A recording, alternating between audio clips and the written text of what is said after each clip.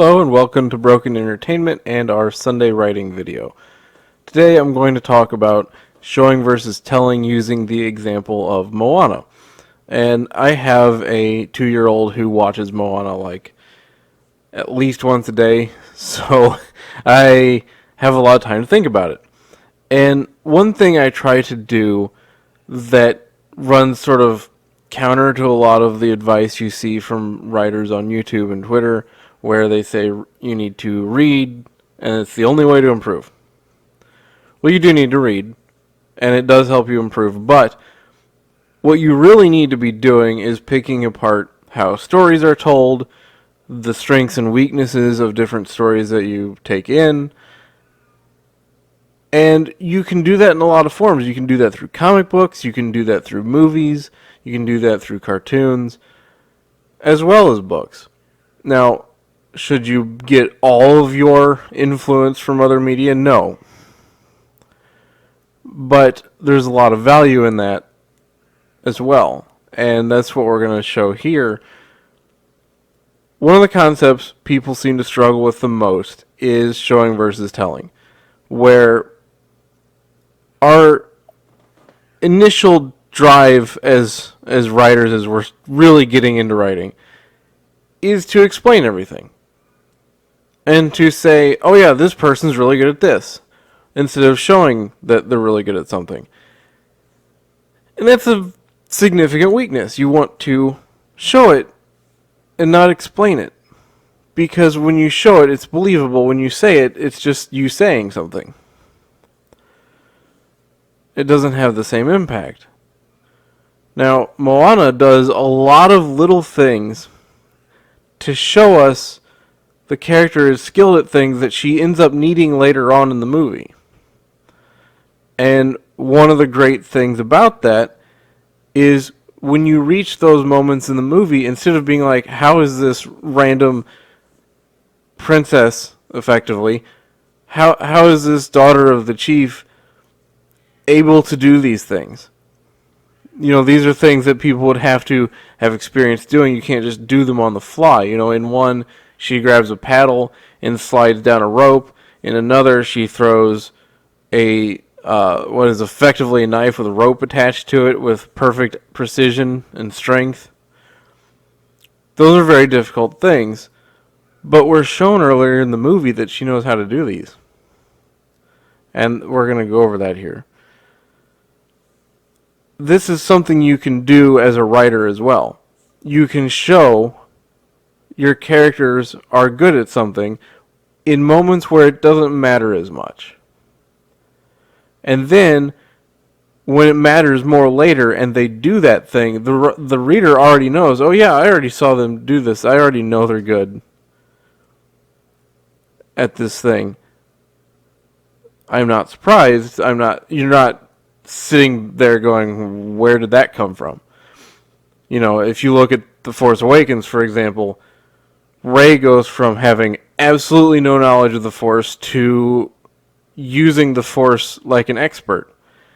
And it pulls a lot of people out. And they go, well, how does she know how to do that already? You know, that takes a lot of training, and she just kind of pulls it out of her butt. Same with flying fighters. Or not fighters. I'm sorry, the Millennium Falcon. How does she know how to fly the Millennium Falcon? We don't know. You know, in the original Star Wars, we know that Luke can fly an X-Wing because he spent a lot of time flying a very similar craft.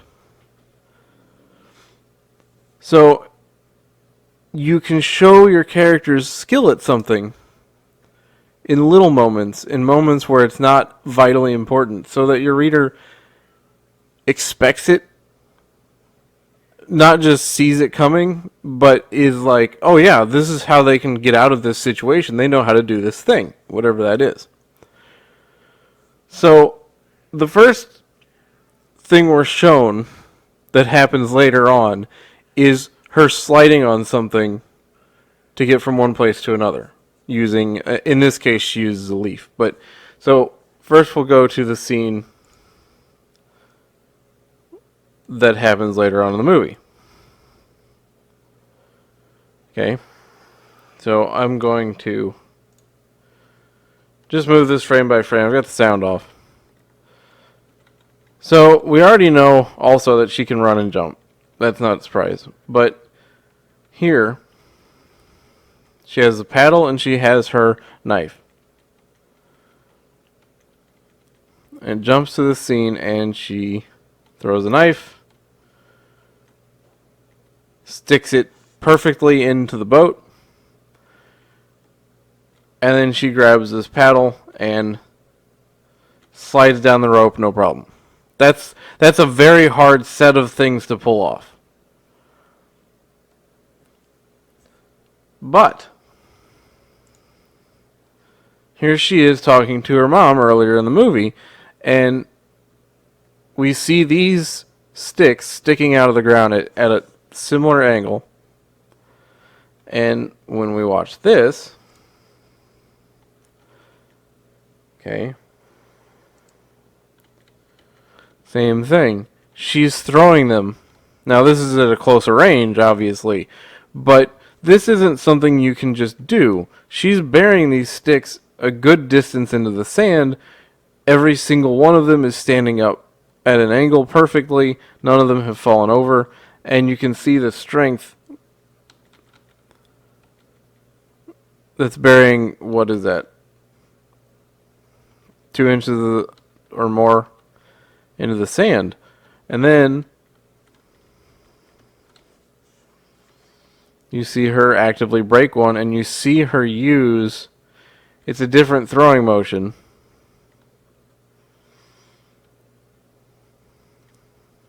but you see her throw one in. And you don't even really register it when it's happening. And it would be the same way if you wrote this. The reader wouldn't necessarily register that they were reading that and go, oh yeah, this will be important later on. They don't know that. But when this situation arises later on in your book, they can go, oh wait, I know this character is capable of doing this. Or when they do it, they're going to go, oh yeah, I remember seeing them do that before. And then this is where you see the sliding earlier in the film. She grabs the leaf, jumps up on the tree, and slides down. We don't see how far she goes, but she goes across this chasm. And there's actually two things we're learning from this. One, we're learning that she is capable of doing this. And two, with the ease and confidence that she does it, we know she's done it before. And probably several times. You know, this is something that she's probably grown up learning how to do. Not because anyone would have necessarily taught her, she's just done it. Because she's able and she hits the ground running. These little moments mean so much in your narrative. If you take a character, for example, and you show them in, say, a tournament where there's sword fighting involved, and they do really well in this tournament, now your reader knows they're very good at sword fighting. So that when their life is actually in danger later on and they grab a sword, the reader knows, oh, they're gonna be able to get out of this because they're awesome with a sword. I already saw that happen. And you don't have to sit there and use exposition to say, oh yeah, and they're very good with swords. You know, it doesn't pull the reader out. It actually pulls the reader deeper into the book. And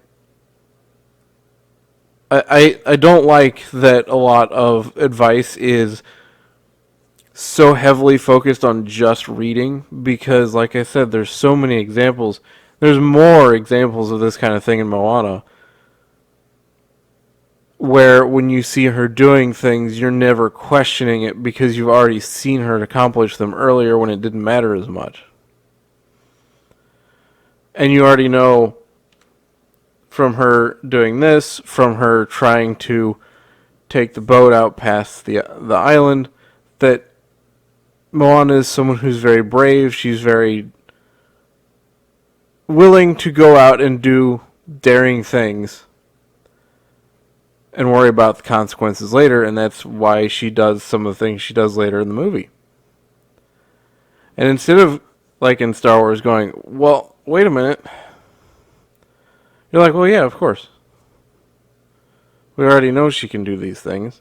So seeing them when they matter and stick out doesn't jar us.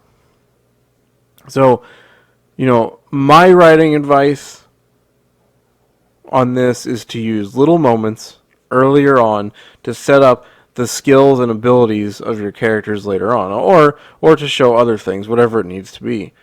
Now, there are other ways to do it too, and you should mix what you're doing. You shouldn't just do one thing, but these little moments can help so much. And sometimes they'll occur to the reader as they're happening or before they happen later on. And other times it'll just be that aha moment afterwards. Or just they won't even question it. But read books, read other authors, read authors in your genre, but also look at how other media does it too. Because they're following the same principles, they're just executing them a little bit differently. And you don't always have time to read, but you're always consuming media in some form or another, and whether you're watching movies or reading comic books or sitting down with a kid watching a cartoon, instead of just sitting there staring at the screen, you can break these things down and get hints and advice for doing it yourself in your own writing. So just something I thought of watching Moana for the 15th time. But if you like the video, hit the like button. Subscribe if you're not. Consider subscribing if you're not subscribed. Hit the bell for notifications, and I will see you next time.